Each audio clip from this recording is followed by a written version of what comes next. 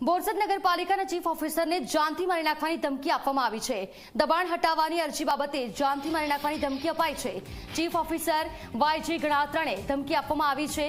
વિનુ પટેલ અને ઉર્વિન પટેલ નામના શખ્સોએ ધમકી આપી બોરસદ છોડી દે નહીં તો ટાંટિયા તોડી નાખીશ આવી ધમકી આપવામાં આવી છે। જાનથી મારી નાખીશ તેવું પણ કહ્યું છે। પાલિકામાં ચીફ ઓફિસરની ચેમ્બર્સમાં જઈને ધમકી આપી છે। ચીફ ઓફિસરે બોરસદ ટાઉન પોલીસ મથકે આ મુદ્દે ફરિયાદ પણ નોંધાવી છે।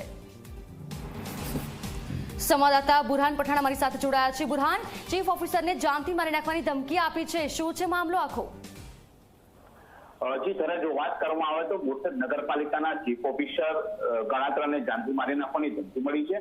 તેમાં આણંદ શહેરમાં રહેતા વિનુભાઈ પટેલ અને ઉર્વિન પટેલ બંને જણા ઉર્વિનભાઈની એક દબાણની અરજી હતી તે માટે મળવા ગયા હતા અને ત્યારે ચીફ ઓફિસરે તેમને કહ્યું હતું કે આ મામલે હાઈકોર્ટમાં કેસ ચાલે છે અને જે કોર્ટનો નિર્ણય આવશે તે મુજબ કામગીરી કરવામાં આવશે।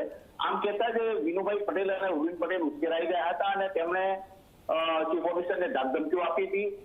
તેમજ તેમણે કીધું હતું કે બોરસદ છોડી દેજે નહીં તો જાનથી મારી નાખીશું અને તારા ટાંટિયા તોડી નાખીશું। અને આ ઘટનાને લઈને તરત જ તેમણે પ્રાંત અધિકારીને જાણ કરી હતી અને પ્રાંત અધિકારીએ પોલીસને જાણ કરતા પોલીસ ચીફ ઓફિસરની ચેમ્બર્સમાં ગયા હતા અને જે ધમકી આપનારા બંનેને પકડીને ચેમ્બર્સમાંથી બહાર કાઢવામાં આવ્યા હતા। આ ઘટના બાદ ચીફ ઓફિસર ગણાત્રાએ આણંદ બોરસદ ટાઉન પોલીસ મથકે લેખિત ફરિયાદ આપી છે અને તેમની સામે કાર્યવાહી કરવાની માંગ કરી છે। જોકે આ ચીફ ઓફિસરને તેમાં લઈને ધાકધમકીઓ આપવાની ઘટનાને લઈને બોરસદ શહેરમાં ચકચાર મચેલી જોવા મળી રહી છે। બિલકુલથી બુરહાન, આભાર આપનો તમામ જાણકારી માટે।